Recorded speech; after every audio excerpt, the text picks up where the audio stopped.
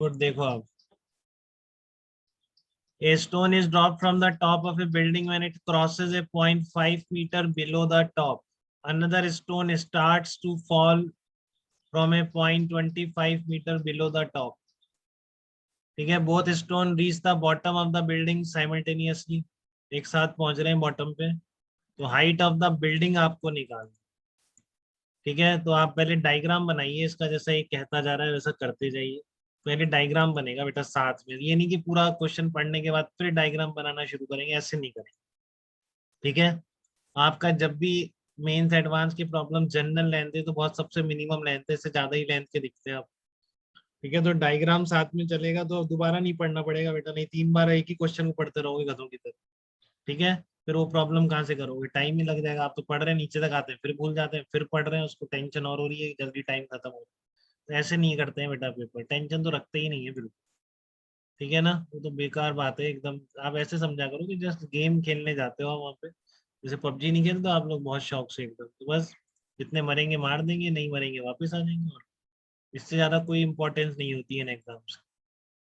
ठीक है, लाइफ में इतना ही रोल है इनका, आप लोग क्या है बहुत उसको बना देते हो। आज मैं बात करना भूल गया, एक दो बच्चों से बात करनी थी मुझे। चलो ठीक है, अब तो 9 बज गए, शुरू हो गया होगा।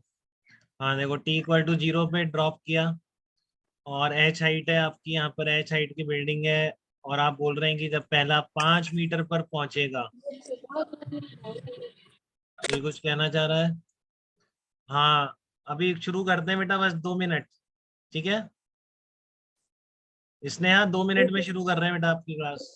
ठीक है, ये बस लास्ट प्रॉब्लम बता रहा हूँ। तो एच हाइट से जब ड्रॉप किया, आप भी सुन लीजिए, अभी मेंस में आई थी। ठीक है, जस्ट मेंस में आई हुई प्रॉब्लम है कि एक स्टोन को आपने ड्रॉप किया है 5 मीटर से from the top of a building, और जब ये 5 metre below the top cross करेगी, another stone starts to fall from a point 25 metre below the top. तो आपने 5 मीटर से ड्रॉप किया है, तो और जब ये 5 मीटर पर गिरेगा, तब 25 मीटर नीचे बी पॉइंट से एक और पार्टिकल, बी पार्टिकल आपने ड्रॉप कर दिया। ठीक है, समझ रहे हैं। जब ये 5 मीटर पर था, तब आपने यहाँ से दूसरा पार्टिकल ड्रॉप किया है।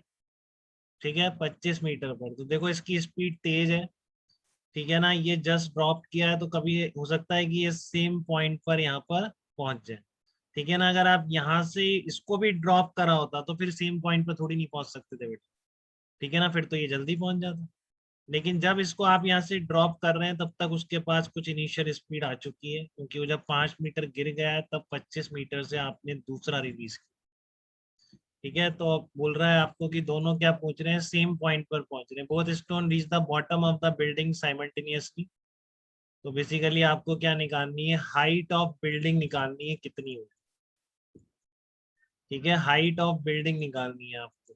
तो देखो आप यहाँ पर ये 25 मीटर पर है, तो अब इसको H-25 ही गिरना है। ठीक है ना, पहले तो आप ये समझो कि ये जो हाइट निकालनी है, आप मान लो इसको यहाँ पर रिलीज किया, जब उसके कितनी देर बाद यहाँ पर पहुंचेगा वो, ऐसे निकालोगे आप। नहीं, ये क्या है आपका, मतलब टोटल टाइम आपको निकालना है गिरने का, तो H=12 GT² लगा दोगे, आपको ये लगाना है वैसे। ठीक है ना, H=12 GT² की अगर इसको गिरने का यहाँ तक का टोटल टाइम कैपिटल T अगर मान ले, ठीक है, तो आपके लिए कितना आ जाएगा, वो आ जाएगा आपका H=12 GT²। देखो इस इक्वेशन में तो डाउट नहीं है किसी कि उसको पूरा हाइट गिरने में क्या लगेगा, ½ G × T²। तो ये टी टाइम आपको निकाल देना। ठीक है ना, अगर ये टी टाइम आप निकाल देते हो कि इसको टोटल गिरने में कितना टाइम लगा, तो सीधा आंसर है, आप जी को तो 10 रख देंगे। ठीक है ना, 5T²। तो अब वो टाइम निकालने के लिए आपको क्या करना पड़ेगा, ये टाइम दे रखा है कि इसको यहाँ से यहाँ तक में जितना टाइम लगा है। ठीक है, जितना टाइम लगा है उतना ही यहाँ से यहाँ तक, क्योंकि जब यहाँ पर आ गया है तब आपने इसको रिलीज किया था, उतना ही टाइम इसको यहाँ से यहाँ तक आने में।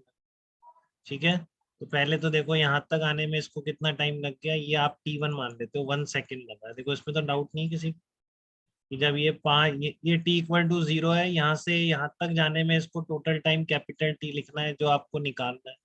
ठीक है, तो पहले 5 मीटर तक कितना टाइम लगेगा, 1 सेकेंड। ठीक है, अब यहाँ पर इसकी स्पीड कितनी आ जाएगी, √2gh आ जाएगी, तो कितना आ गया, बहुत सिंपल कैलकुलेशन है एकदम। देखो कितना इजीली निकल रहा है, 5 दे रखा है, 10 डालोगे 100, तो 10 मीटर पर सेकंड यहाँ पे स्पीड आ गई। ठीक है ना, अब वही रिलेटिव वाला फंडा कि जब आपने इसको यहाँ से रिलीज किया, इसको यहाँ से रिलीज किया, तो दोनों के एक्सेलरेशन, रिलेटिव एक्सेलरेशन जीरो है ना। बताओ दोनों का रिलेटिव एक्सेलरेशन जीरो है कि नहीं? इन दोनों का रिलेटिव एक्सेलरेशन जीरो है क्योंकि दोनों हवा में है। ठीक है, और बीच की डिस्टेंस कितनी थी, बीच की डिस्टेंस कितनी थी, 25 माइनस 5, 20 मीटर। तो ये ट्रेवल करने में कितना टाइम लगेगा, और इनिशियल वेलोसिटी कितनी हो जाएगी, इसकी तो जीरो है, एक ही जो बी के रिस्पेक्ट में। तो यहाँ पर ये प्रॉब्लम बहुत ही सिंप्लीफाइड हो जाती है, T2 निकालना सिंपल है, तो कुछ है ही नहीं कैलकुलेशन। ऐसा नहीं है कि बहुत बड़ी कैलकुलेशन आती नहीं है, मैं पहले ही बोल रखा है। ठीक है, बट ये रिलेटिव वाला ये फंडा बहुत ही पिक्चर में हो आपके दिमाग में, आपने क्वेश्चन इस तरह के जैसे ऊपर कराया मैंने, वो 3-4 बार हो, तो ये आपको स्ट्राइक कैसे नहीं करेगा, बता एकदम करेगा। कि जब ये यहाँ पर रिलीज है और ये यहाँ पे चलता आ रहा है, तो यहाँ डिस्टेंस 20 मीटर है, तो 20 मीटर में कितना टाइम लगेगा। ठीक है, वो आपका T2 हो जाएगा 20/10 2 सेकेंड। तो देखो कैपिटल T कितना आसान आ गया, 1 + 2 = 3 सेकेंड। 3 को उठा के यहाँ रख दो, 45 मीटर हाइट है, कुछ है ही नहीं प्रॉब्लम। बट यहाँ ये पता होना चाहिए, अब इसको भी आप करेंगे कि नहीं, T टाइम पर दोनों मिल रहे हैं और दोनों के लिए अलग अलग इक्वेशन लगाने हैं, ठीक है ना, तो फिर वो क्वेश्चन होगा ही नहीं बेटा, वो इतना थोड़ी टाइम होता है। ठीक है ना, कि एक लाइन की जो चीज है उसको भी आप अलग अलग इक्वेशन लगा के निकाल रहे हैं, तो फिर कहाँ से होगा, फिर नहीं होगा। ठीक है ना, आपको यहाँ पर आते ही ये पता होना चाहिए कि जब यहाँ रिलीज किया, यहाँ पर ये अभी इनिशियल स्पीड है इसके पास, इनिशियल स्पीड जीरो है और रिलेटिव एक्सेलरेशन बाद में जीरो है, तो ये जो डिस्टेंस में टाइम है, इनके मिलने का टाइम बेसिकली अब आपको निकालना है। ठीक है, यहाँ से इसको रिलीज होगी, दोनों साइमल्टेनियसली यहाँ पहुंच रहे, तो वो मिलने का टाइम मतलब मिलेंगे कभी ना कभी, कितनी देर बाद मिलेंगे, बीच की डिस्टेंस कितनी है, 20 मीटर।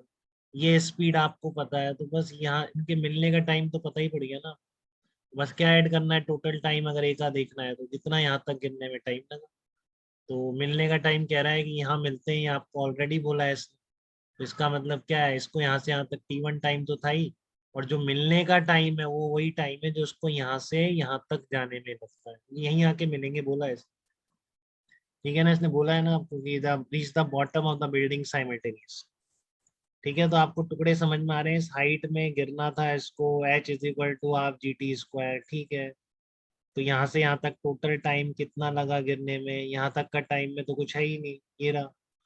और इसके बाद का जो टाइम है वो क्या है, यहाँ तक पहुंच गया है, इसको आपने यहाँ से रिलीज करा है। तो अब जो आपको टाइम निकालना है, दोनों के मिलने का टाइम है, तो बस मिलने का टाइम आपको एक लाइन में निकालना है। अब यहाँ पर आप अटक गए तो फिर ये प्रॉब्लम नहीं होगा, फिर नहीं होगा।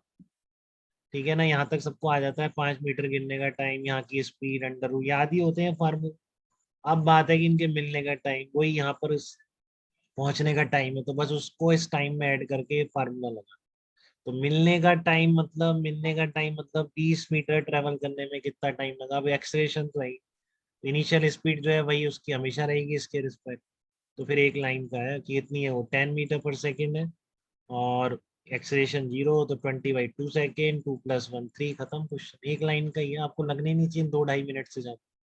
ठीक है ना, बट कब, जब आप डायग्राम बनाते चल रहे हैं, पहले आपने ये ड्रॉ कर लिया, फिर आपने ये यहाँ बना दिया, फिर उसके 25 मीटर ये आपका साथ चल रहा है, तब आपको दिखेगा।